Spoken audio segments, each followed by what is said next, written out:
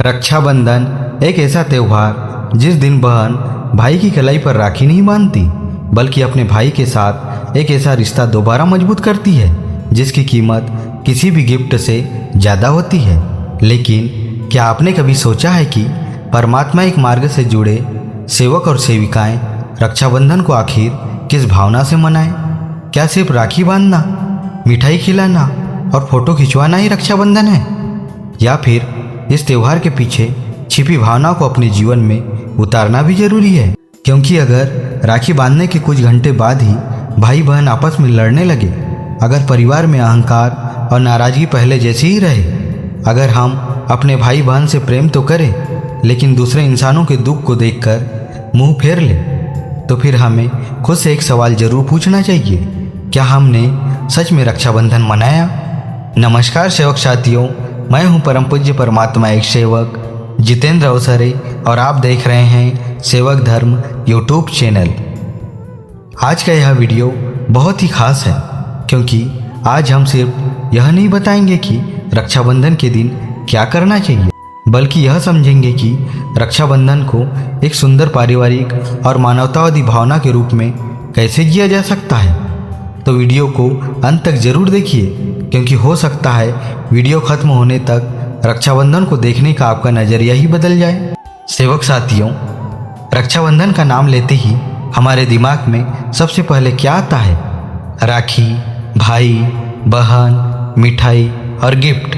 लेकिन रक्षाबंधन का मतलब सिर्फ इतना ही नहीं है। रक्षा और बंधन यानी एक ऐसा रिश्ता जिसमें प्रेम हो, विश्वास हो, सम्मान हो और एक दूसरे के सुख दुख में साथ खड़े रहने की भावना हो। बहन जब भाई की कलाई पर राखी बांधती है तो वह धागा देखने में बहुत छोटा होता है, लेकिन उस छोटे से धागे के पीछे भावना बहुत बड़ी होती है। भाई के लिए बहन का प्रेम, बहन के लिए भाई का स्नेह और दोनों के बीच विश्वास, यही इस त्यौहार की असली खूबसूरती है। लेकिन सवाल यहाँ से शुरू होता है, क्या यह भावना सिर्फ एक दिन के लिए होनी चाहिए? बिल्कुल नहीं। अगर भाई अपनी बहन का सम्मान करता है तो वह सम्मान पूरे साल होना चाहिए। अगर बहन अपने भाई से प्रेम करती है तो वह प्रेम राखी के दिन ही नहीं होनी चाहिए। यानी राखी एक दिन बनती है लेकिन रिश्ता पूरे जीवन निभाया जाता है। अब बात आती है परमात्मा एक मार्ग से जुड़े सेवक एवं सेविकाओं की। हमारे लिए कोई भी त्यौहार केवल बाहरी दिखावे तक सीमित नहीं होनी चाहिए। त्यौहार हमारे जीवन में अच्छे विचार लाने का अवसर बन सकता है और रक्षाबंधन तो खास तौर पर प्रेम, परिवार, सम्मान और जिम्मेदारी की भावना को मजबूत करने का अवसर है। आज कितने परिवार में भाई बहन आपस में नाराज हैं। किसी की संपत्ति को लेकर लड़ाई है, किसी की पुरानी बात को लेकर नाराजगी है, किसी ने कुछ ऐसा कह दिया जो दिल में लग गया और फिर बात बंद। 1 साल, 2 साल, कभी कभी तो कई साल। लेकिन रक्षाबंधन एक मौका दे सकता है पुरानी नाराजगी खत्म करने का, एक फ़ोन करने का, एक संदेश भेजने का और सिर्फ इतना कहने का, जो हुआ उसे छोड़ो, हम अपने रिश्ते को नहीं छोड़ेंगे। सोचिए, इससे बड़ा रक्षाबंधन और क्या हो सकता है? अब एक बात बहुत ध्यान से सुनिए। आज त्यौहार का मतलब कहीं कहीं बदलता जा रहा है। महंगा कपड़ा चाहिए, महंगी मिठाई चाहिए, महंगा गिफ्ट चाहिए और फिर सोशल मीडिया पर फोटो चाहिए। लेकिन क्या प्रेम की कीमत पैसे से तय होती है? मान लीजिए एक भाई आर्थिक रूप से कमज़ोर है, वह अपनी बहन के लिए महंगा गिफ्ट नहीं खरीद सकता, लेकिन जब बहन मुश्किल में होती है वह सबसे पहले उसके पास पहुंचता है, उसकी परेशानी सुनता है, उसका साथ देता है। तो क्या उस भाई का प्रेम कम हो गया? और दूसरी तरफ कोई व्यक्ति बहुत महंगा गिफ्ट दे दे लेकिन बहन को जब वास्तव में उसकी ज़रूरत हो तब उसके पास समय ही ना हो, तो बताइए कौन सा रिश्ता ज़्यादा मजबूत है? गिफ्ट बड़ा होना जरूरी नहीं है, भावना बड़ी होना जरूरी है। इसीलिए अपनी क्षमता के अनुसार रक्षाबंधन मनाइए। दूसरों को देखकर अपनी हैसियत से बाहर जाकर खर्च मत कीजिए। त्यौहार खुशी देने के लिए है, कर्ज और तनाव बढ़ाने के लिए नहीं। सेवक साथियों, एक और बहुत बड़ी समस्या है। हमारे पास आज जो मोबाइल के लिए समय है, रील देखने के लिए समय है, सोशल मीडिया के लिए समय है, लेकिन अपने परिवार के लिए समय नहीं है। रक्षाबंधन के दिन एक काम जरूर कीजिए, कुछ समय के लिए मोबाइल को एक तरफ रख दीजिए। भाई बहन साथ बैठिए, बचपन की बातें कीजिए, पुरानी शरारतें याद कीजिए, हंसिए, खुश रहिए और घर के बड़े बुजुर्गों का आशीर्वाद लीजिए। सेवक साथियों, अब सबसे जरूरी बात, जब बहन अपने भाई की कलाई पर राखी बांधे तो उस समय सिर्फ रस्म पूरी करने की जल्दी न करे। एक पल रुकिए, अपने भाई के लिए दिल से अच्छा सोचिए। यह भावना रखिए कि हम एक दूसरे के सुख दुख में साथ रहेंगे, एक दूसरे का सम्मान करेंगे, एक दूसरे को गलत रास्ते से बचाने का प्रयास करेंगे और ज़रूरत पड़ने पर एक दूसरे का सहारा बनेंगे। बहन की रक्षा का अर्थ यह नहीं है कि उसकी ज़िंदगी पर अधिकार जमाया जाए। उसकी इज्जत कीजिए, उसके निर्णयों का सम्मान कीजिए, उसकी बात सुनिए, क्योंकि रिश्ता अधिकार से नहीं विश्वास से मजबूत होता है। सेवक साथियों, तो यही सबसे अच्छा मौका है। अगर भाई नाराज है, बहन एक कदम आगे बढ़े। अगर बहन नाराज है, भाई एक कदम आगे बढ़े, क्योंकि रिश्तों में हमेशा यह सोचते रहना कि पहले सामने वाला फोन करे कभी कभी पूरी जिंदगी निकाल देता है। भाई सोचता है बहन फोन करेगी, बहन सोचती है भाई फोन करेगा। लेकिन अगर रक्षाबंधन के दिन एक फोन हो जाए, एक कैसी हो पूछ लिया जाए, एक मुझे माफ़ कर दो कह दिया जाए, तो शायद वर्षों की दूरी कुछ मिनट में खत्म हो सकती है।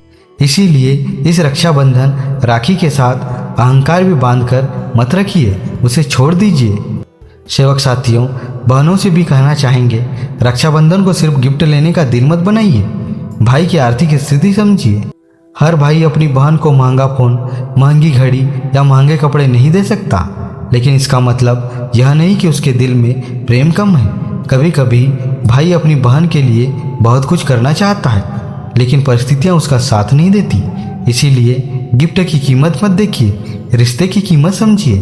भाई ने आपके लिए समय निकाला, आपसे मिलने आया, आपकी राखी बंधवाई, आपके साथ बैठा। कई बार यही सबसे बड़ा उपहार है। और भाइयों, आपके लिए भी एक बात बहुत ज़रूरी है, अपनी बहन को सिर्फ रक्षाबंधन के दिन याद मत कीजिए। उसकी ज़िंदगी में क्या चल रहा है उससे पूछिए, वह खुश है या परेशान, यह जानने की कोशिश कीजिए। अगर उसे आपकी ज़रूरत है तो अपनी क्षमता के अनुसार उसके साथ खड़े होने का प्रयास कीजिए और सबसे ज़रूरी उसका सम्मान कीजिए। उससे यह महसूस कराइए तुम अकेली नहीं हो, क्योंकि भाई का असली मतलब सिर्फ राखी बंधवाना नहीं, मुश्किल समय में साथ खड़ा होना है। सेवक साथियों, अब एक ऐसी बात जो इस त्यौहार की खूबसूरती को और बढ़ा सकती है।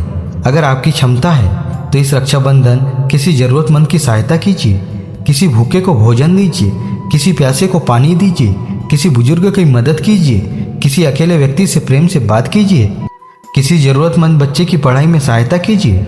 लेकिन ध्यान रखिए, सेवा बड़ी हो यह जरूरी नहीं, सेवा की भावना बड़ी होनी चाहिए।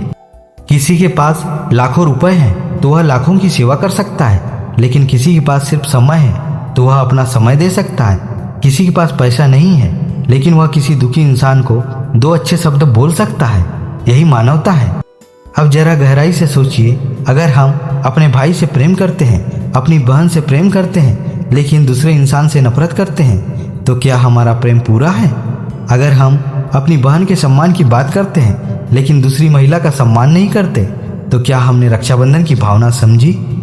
अगर हम अपने परिवार के दुख में परेशान होते हैं लेकिन पड़ोसी के दुख से हमें कोई फर्क नहीं पड़ता, तो क्या यह मानवता है? यही वजह है कि रक्षाबंधन को सिर्फ एक रिश्ते तक सीमित करने के बजाय इसे मानवता की भावना से भी जोड़कर देखा जा सकता है। इंसान के काम आए, यही सबसे खूबसूरत बात है। सेवक साथियों, परमात्मा एक मार्ग से जुड़े सेवक और सेविकाएं एक दूसरे के प्रति भी प्रेम और भाईचारे की भावनाएं रखें। किसी से गलती हो जाए तो तुरंत अपमान करने के बजाय समझाने का प्रयास करें। किसी को परेशानी हो तो जहां संभव हो सहायता करें। किसी की कमजोरी देखकर उसका मजाक न बनाएं, क्योंकि किसी को नीचे गिराने से हम बड़े नहीं बनते, किसी को उठाने से हमारी मानवता बड़ी होती है। और सेवा करते समय भी एक बात, दिखावा मत कीजिए। किसी की मदद केवल इसलिए न करें कि लोग आपकी तारीफ करें। अगर सेवा कर रहे हैं तो सामने वाले की गरिमा का सम्मान भी कीजिए। अब सवाल है, हम अपने बच्चों को रक्षाबंधन में क्या सिखाएं? सिर्फ यह कि राखी बांधो, मिठाई खाओ, गिफ्ट लो, या फिर यह भी बताएंगे कि भाई बहन एक दूसरे का सम्मान करते हैं, एक दूसरे की मदद करते हैं, मुश्किल समय में एक दूसरे का साथ देते हैं?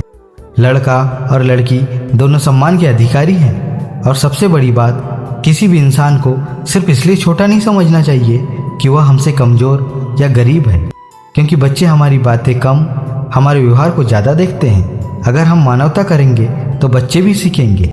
रक्षाबंधन हमें एक और बात याद दिलाता है, महिलाओं के सम्मान की।